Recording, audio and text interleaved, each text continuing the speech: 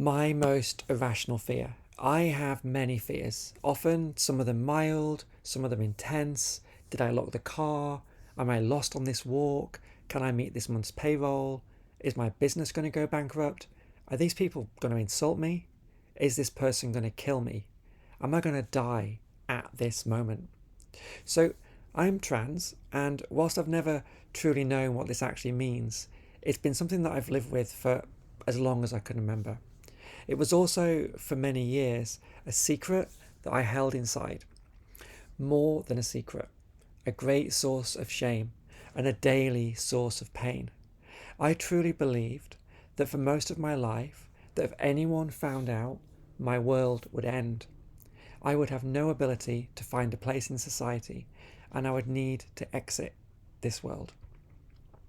For most of my life, I never realised that what I thought was my greatest weakness was actually my greatest strength. That the very thing I was terrified the world would discover was actually my superpower. That embracing everything that is me on the inside would give me the power to fly. And one day, when I'd resigned to being a fat, hairy caterpillar, I actually allowed myself to become the butterfly I was always going to be. Of course, you can't become a butterfly without first going through a metamorphosis. And for me, this was a very painful period, lasting around 2 years. A time when I was verbally or physically attacked every single day I left my home. A time where I lost nearly all of my friends and put my family through so much pain. Nights out in a bar or club on my own would, on occasion, result in me being dragged out of the premises by my arms and legs and thrown onto the street, and on one occasion, into jail. I was terrified daily of so many things, but my greatest fear turned out to be none of these things. My greatest fear built over many, many years, growing inside of me, a fear that was in opposition to all other fears, a fear that finally broke me free from the painful, lonely prison cell of my mind. This powerful fear was the fear of regret. I realised that in every moment of fear there are two feelings. What might happen if I do this? And how will I feel if I don't do this? What if I don't do it at 40, what I knew I should have done at 30, that I could have done at 20, and that by the time I'm 60 or 70, I'm no longer physically able to do? The powerful fear of regret can be a tool to overcome all other fears. On those days when I was at home, too scared to go through the front door for a fear of what might happen to me in the street, I started to imagine what my life would be like if I never left the house. The thought that became dominant in my mind was that I would actually rather die living than live dying. A life where we do not embrace who we are, where we do not take the risk, a life where we carry an ever-increasing burden of regret, is no life to live at all. I use this feeling to walk out of the door and embrace everything that happened to me as another step towards my freedom. Now, because I'm a glutton for punishment, during this same period, I also tried to build a tech company. And both of these journeys have run in parallel for the last 15 years. And nearly all of the feelings of fear are actually transferable. They're also not limited to these two endeavours. Anything I do where there's an element of fear, I couple it with the fear of regret, asking myself, how will I feel once this moment has passed if I did not do the thing because I lacked courage? If the answer is, then don't do it.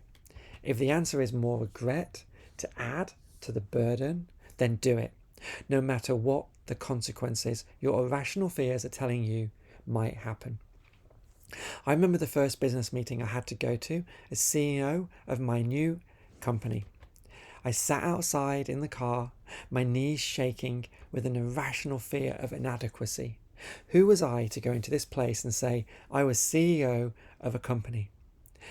The first time I had to travel to a conference and get on a stage and give a talk was another of those moments. Interviewing someone to join my team for this imaginary business of just one person was another. There have been many moments where I've been terrified, and in every one of those moments, I just imagined how I would feel if I didn't do the thing when I had that precious opportunity. And as if life was not challenging enough, over the last decade, I also took up the hobby of hiking, usually on my own. In fact, nearly always on my own. So I'd like to bring in a guest. Hey, other Kate, where are you? Hi, yeah, I'm in the Hollywood Hills, just on a little day hike. Ah, great. Well, we're just talking about the hiking trips you like to do. Can you describe them a little bit more? Well, when she says hiking trips, these things usually end up a bit more of an adventure than that. It all began several years ago. I went to a camping store and I bought myself a backpack and all the gear to go camping. I had a map, rented a car, and I drove to the mountains. And I was terrified. I set off on the trail, way up into the hills, and on my own, as darkness fell, I realised that there was no way I could get myself out of this place until daylight. I pitched my tent on the top of the mountain, a little off the trail, got out my stove, made some tea and cooked dinner. This is a place where every irrational fear you can imagine exists, hiding in the darkness, hiding in the silence, and racing through your mind. But there was such a sense of empowerment and freedom. As I sat there on top of the world, knowing that I would have this memory for the rest of my life, that when I'm 60, 70, and if I'm lucky beyond, I'll be able to revisit this part of my mind when my body is no longer able. I'll be able to feel the air through every sense and know that I did something that otherwise terrified me. These are the places that now exist in my mind. All of these things occupy a space that would otherwise be filled with regret. Okay, that sounds a little intense. Do you like being No, no, no, terrified? no. I do these things not because I like being terrified, but because I know that to truly be alive, I have to be prepared to die. And that when my turn comes to die, that I can let myself go without any regret crossing my mind. In fact, 6 years ago, I faced that moment. An accident with a wild deer left me on the forest floor at midnight with my neck cut open. I faced each breath as if it was my last. I had an intense sense of calmness and satisfaction with the choices that I've made during my life. I believe that this calmness actually saved my life. I don't know how, but each calm breath led to the next, and a week later I awoke from a coma, and 4 months after that left the hospital almost fully recovered. Other Kate, that is a little intense. Please be careful out there. I'm not sure I'll be able to live without you. See you when you get home. Bye, thanks, Bye. see you later. Okay, I do apologise. That was a little intense. There is a no way you would catch me doing that. I am the lazy one. I am the one who can't be bothered to get off the couch. I'm the one who's too scared to go on the stage or attend that meeting. Other Kate, as she's become known, she is my superhero. She is the one who thought it would be a great idea to drive for some mountains in Montana and hike for 2 days to a 9,000-foot wilderness. She wanders through the forest, crossing the rivers, loses the trail in the snow. I get to go along for the ride and have those moments of awe as I take in the view. But then night falls, and I am left to deal with the consequences of being in the middle of nowhere. I have to build a fire, find somewhere to put my hammock, and deal with the terrifying darkness. But so far, I've woken up the next day, luckily, alive. Yeah, once it got dark, as usual, I was so scared. I just get really scared. And I'm just like, why did I do this? I wish I hadn't have done this. I'm so stupid. And I'm like a 5-hour hike up this mountain on my own, no one around. I start thinking about wolves and grizzly bears and mountain lions. Just, it keeps on going through my head over and over and over and over. But my biggest fear in life is regret. And I've probably said that before. And just the thought of not doing this because I let things get in my head and it makes me scared. Not doing the things I want to do in my life because it makes me scared. Well, one of the reasons I do it is for that, and the other is so that I can wake up to this beautiful view through here. Wow, it's like a winter wonderland. That's so awesome.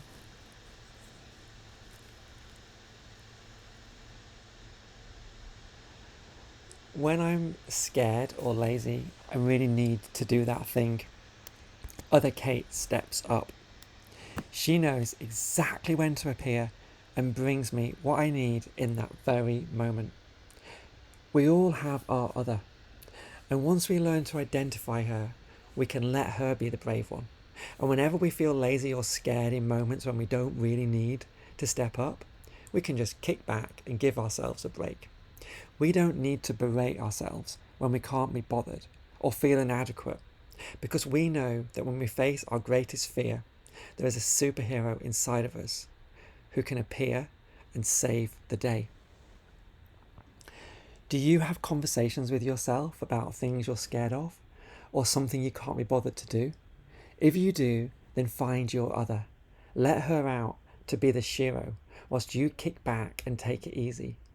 Whoever you feel you are on the inside, whatever you feel you should do, then let your other do those things or be that person.